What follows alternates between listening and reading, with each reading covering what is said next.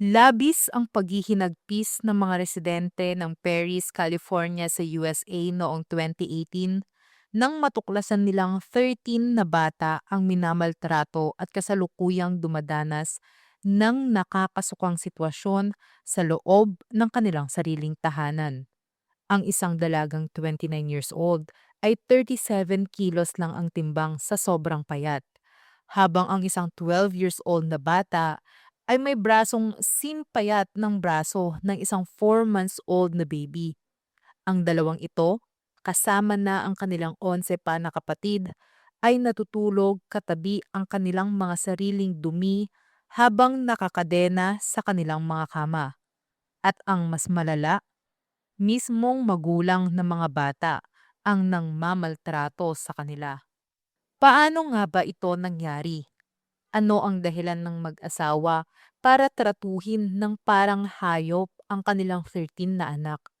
At paano nakaabot sa mga otoridad ang nakakaawang sitwasyon ng buong pamilya?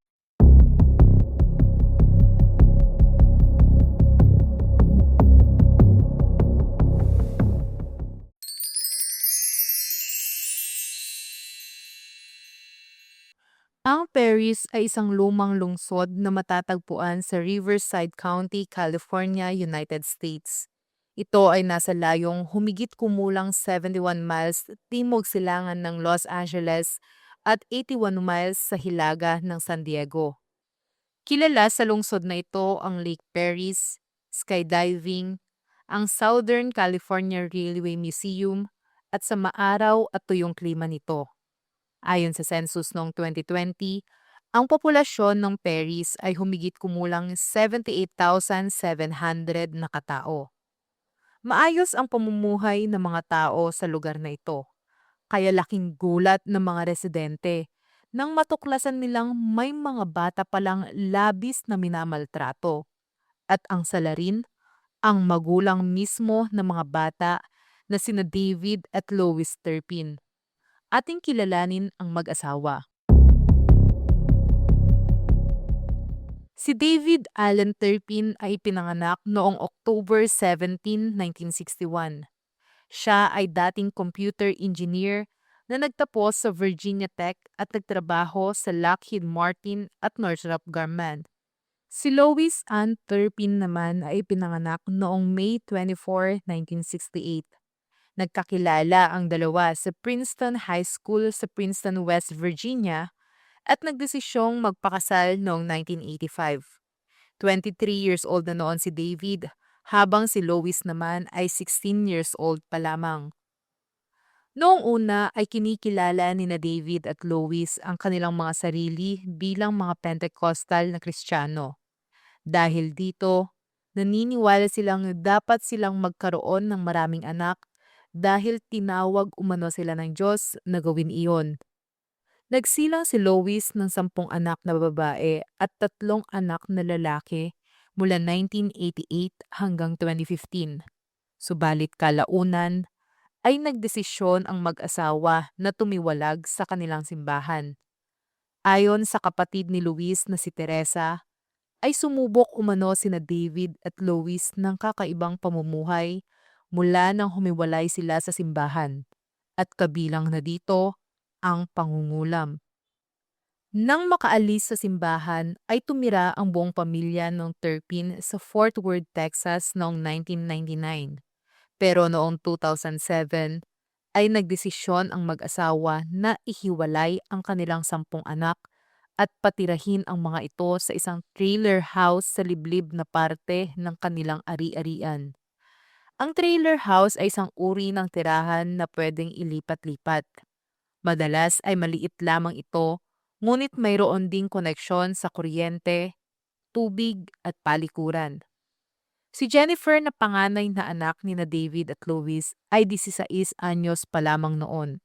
Hindi sila pinalalabas ng bahay, walang ibang taong nakakahalubilo, at mahina ang kanilang utak bunsod ng malnutrisyon na dinadanas nila. Kaya bilang ate, walang nagawa si Jennifer para tulungan ang kanyang mga kapatid.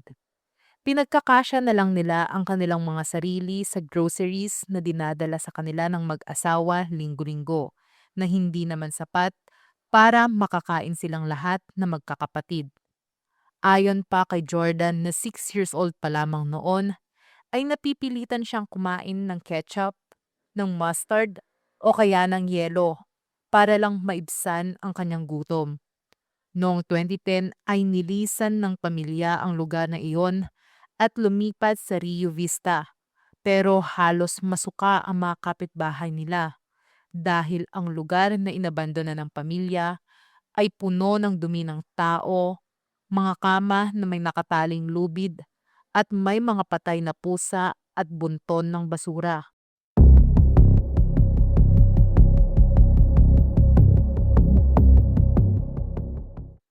Magandang araw, brainy people! Gusto ko lang ibahagi ang magandang balita. Dahil ngayon ay meron na pong 3 followers ang aking YouTube channel. Marahil ay iniisip ninyong maliit na bagay lang ito. Pero para sa isang simpleng content creator na nangangarap magkaroon ng puwang sa mundo ng YouTube, ay isa na itong malaking hakbang patungo sa aking pangarap.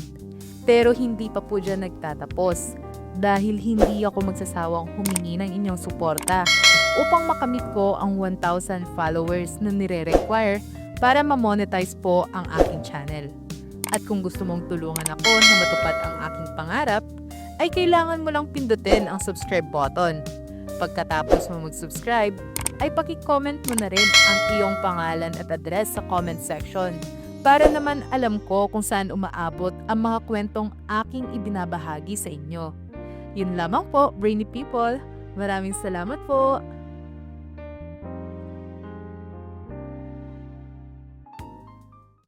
Tumagal ng 4 na taon ang pagtira ng pamilya Turpin sa Rio Vista at pagkalipas ng 4 na taon ay doon na sila lumipat sa Perris, California. Dahil bagong salta sa lugar ay agad na curious ang mga kapitbahay sa pamilya. Pero napansin nilang tila may kakaiba umano sa mga anak ni na David at Lois. Masyado umanong tahimik ang mga magkakapatid kahit na magkakasama ang mga ito. Napansin din nila na malnourished ang mga magkakapatid at maputla ang balat ng mga ito na tila hindi nasisinagan ng araw. Palagi din umanong nakayuko ang mga ito at tila ba takot makipag-usap sa mga tao. Maging ang mga kapatid mismo ni Lois ay nag-aalala sa kalagayan ng mga bata sa poder ng mag-asawa. Ayon sa mga ito, ay hindi umano pinapayagan ni na David at Lois na makita ng mga kaanak ang mga magkakapatid. Itinatanggi din ng mga ito na kulang ang nutrisyon at timbang ng mga anak. Ayaw maniwala ng mga kamag-anak, kaya ang ginawa ni na David at Lois ay nag-post ng mga litrato nila sa Facebook at nagpanggap na isa silang masayang pamilya. Dahil dito ay unti-unti na ring nakumbinsi ang mga kamag-anak nila. Noong 2014, nagsimulang magplano ang mga batang Turpin kung paano tatakasan ang kanilang mga magulang sa Perris, California. Pero madalas ay inuunahan sila ng takot at pangamba na baka malaman ng mag-asawa ang plano nila. Kung sakali kasing matuklasan nila ito, ay malaki ang posibilidad na itatali sila sa kanilang mga kama. Hindi pa kakainin ng ilang araw at matutulog sila sa kama na puno ng ihi o kanilang mga tae. Ngunit noong January 14, 2018, ay buo na ang loob ng 2 bata na tumakas at lumabas sa kanilang bahay. Nang masiguro nilang nalingat ang kanilang magulang, ay agad silang dumaan sa bintana at tumakbo papaalis. Sa kasamaang palad ay biglang inunahan ng takot ang isang anak na noon ay 13 years old lamang. Dahil dito ay nagdesisyon siyang bumalik sa loob ng kanilang bahay.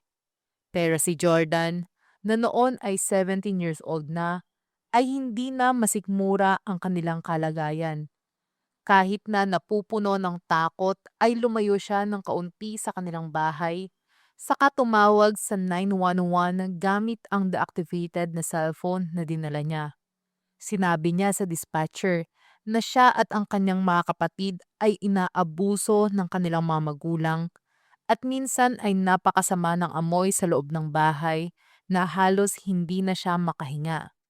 Sinabi rin niya na ang dalawang kapatid niyang babae at isang kapatid na lalaki ay nakakadena sa kanilang mga kama. Pagkatapos ng tawag ay takot na takot si Jordan na nagkubli sa ilalim ng isang halamanan na nasa paligid. Pero agad din na nabunutan ng tinik sa dibdib si Jordan. Nang ilang oras lang ay agad huminto sa tapat ng bahay nila ang isang pulis mobil. Agad siyang lumapit sa isang pulis, saka ipinakita dito ang mga larawan ng kalagayan sa loob ng kanilang bahay. Agad na kumatok sa pinto ang mga deputy mula sa Riverside County Sheriff's Department. Pinagbuksan sila ng pinto ni na David at Lois. Pero agad nilang napansin ang kakaibang ekspresyon sa mukha ng mag-asawa. Tila naging balisa ang mga ito at nagnanakaw ng tingin sa isa't isa. Sinabi ng deputy na naparoon sila sa tahanan ng mga terpin para sa isang welfare check. Agad umalma si Lois at sinabing naguguluhan siya kung para saan ang welfare check na sinasabi ng mga pulis. Subalit hindi nagpapigil ang mga deputy. Pagpasok nila sa loob ng bahay ay agad silang sinalubong ng amoy ng tae ng tao, nabubulok na basura, patay na alagang hayop, at bulok na pagkain. Napansin din nila na lahat ng ibabaw ng cabinet ay natatakpan ng basura. Kalaunan, natagpuan nila ang dosenang kapatid ni Jordan na nasa kaawa-awang sitwasyon. Ang isang kapatid ay ilang linggo nang nakakadena, habang ang dalawa naman ay kakakadena lang sa kanila ng oras na iyon. Ang mga bata ay may mga pasa sa braso, mukhang mahina, at natatakpan ng dumi sa mukha at katawan. Sa sobrang payat ng mga bata, inakala ng mga deputy officers na pawang menor de edad silang lahat. Subalit laking gulat nila nang malaman na 7 sa magkakapatid ay lagpas 18 years old na pala. Bukod pa dyan, natagpuan din nila ang mga daan-daang journal na isinulat ng mga bata tungkol sa kanilang buhay at kung paano sila inabuso ng kanilang magulang. Nalaman din ng mga deputy officers na sa loob ng maraming taon ay ikinukulong at binubugbog ni na David at Lois ang kanilang mga anak at pinahihintulutan lamang silang kumain ng isang beses sa isang araw at maligo ng isang beses sa isang taon. Dahil sa malnutrisyon, ang mga nakatatandang anak ay mistulang mas bata kaysa sa kanilang tunay na edad. Ang 29 years old na si Jennifer ay tumitimbang lamang ng 37 kilos at ang 12 years old na anak ay may sukat ng braso na kapareho ng braso ng isang 4 months old na baby. Ang ilan sa mga bata ay tila kulang sa basic knowledge sa mundo at limitado ang mga alam nilang bokabularyo. Halimbawa, si Jordan ay hindi alam ang salitang gamot, habang ang ibang bata ay hindi kilala kung ano o sino ang mga pulis. Kinasuhan sina David at Lois ng 12 counts of torture, 12 counts of false imprisonment, 7 counts of abuse of a dependent adult, and 6 counts of child abuse. Maliban pa dyan, sinampahan din si David ng karagdagang kaso ng malaswang gawain laban sa batang wala pang 14 anyos. $9 million ang piyansa para pansamantalang makalaya si Lois at $12 million naman ang para kay David. Kalaunan, sinampahan din si David ng kasong perjury dahil sa mga kasinungalingang isinumite niya sa California Department of Education sa paglipas ng mga taon, kung saan iginigiit niyang nag-aaral ang kanyang mga anak sa isang pribadong paaralan. Samantala, humingi ang abogado ni Lois na mapasailalim siya sa isang pre-trial diversion program para sa kanyang mental health problem. Subalit kinanggihan ito ng hukom sa dahilang delikado si Lois para sa publiko. Noong February 22, 2019, Kapwa binago ni na David at Lois ang kanilang mga plea mula not guilty patungong guilty para sa 1 count of torture, 3 counts of willful child abuse, 4 counts of false imprisonment, and 6 counts of cruelty to an adult dependent. Pareho silang hinatulan ng habang buhay na pagkakakulong na may posibilidad ng parola matapos ang 25 years. Ayon sa mga eksperto, malabong makakuha sila ng parol dahil sa tindi ng mga krimen nilang ginawa. Una munang dinala si David sa Mule Creek State Prison bago inilipat sa California State Prison, Corcoran. Si Lois naman ay nakakulong sa Central California Women's Facility.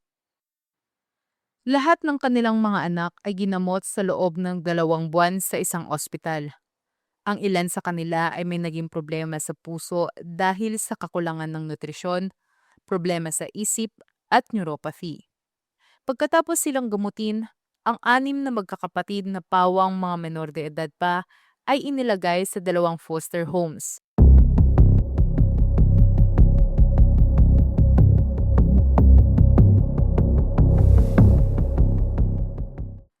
Ang nangyari sa Turpin family ay isang mabigat na paalala na ang pagiging magulang ay hindi lang tungkol sa pagbibigay ng buhay, kundi sa araw-araw na pag-aaruga, pagprotekta, at pagmamahal sa mga anak. Ang tahanan ay dapat maging ligtas na lugar, hindi pinagmumulan ng takot at sakit. Sa kwentong ito, malinaw na ang pananahimik sa harap ng mali ay maaaring magpatuloy ng pang-aabuso. Kaya mahalagang matuto magsalita at makinig bilang anak, kapitbahay, o bahagi ng komunidad. Sapagkat minsan, ang isang boses lang ang kailangan upang magbukas ng pinto tungo sa kalayaan at pag-asa ng maraming katauhan. At dyan na po nagtatapos ang aking kwento tungkol sa Turpin family, Brainy People. Personally, ay mabigat sa akin na ibahagi ang kwentong ito dahil hindi ko maisip na meron palang magulang sa mundo na kayang gawin ang ganitong uri ng pang-aabuso sa kanilang mga anak. Subalit kailangang maisapubliko ang ganitong mga uri ng totoong kwento upang magsilbing aral sa ating mga magulang at anak na malaki ang pagkakaiba ng pagdidisiplina at pag-aabuso sa ating mga anak. At dyan na po nagtatapos ang aking kwento, Brainy People. Pero bago ako tuluyang magpaalam, ay paki-comment mo naman ang iyong pangalan at address sa ating comment section. Nang sa gayon ay alam ko kung saan nakakaabot ang mga kwentong aking iniimbestigahan. Huwag mo ring kakalimutan na pindutin ang subscribe button. Malaking tulong po ito, Brainy People, upang mas lalo pang lumago ang aking channel. Maraming salamat po!